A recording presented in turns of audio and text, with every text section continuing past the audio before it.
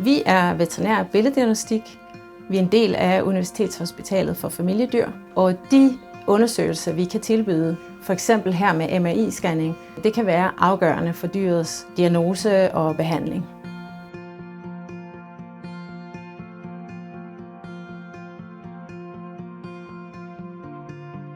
Vi har en ny, moderne 1,5 Tesla MRI-scanner, og MRI er rigtig godt til at undersøge de bløde dele af kroppen, for eksempel nervesystemet, øjne, sener og muskler, og de dele, som ellers kan være rigtig svære at visualisere på andre måder.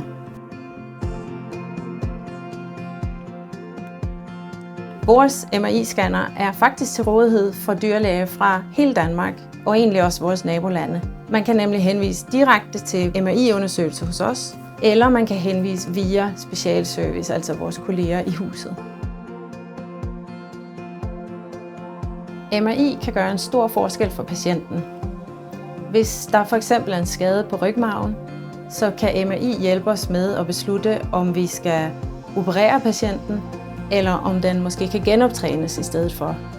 Og på den måde har det jo en afgørende betydning for forløbet og behandlingen af patienten.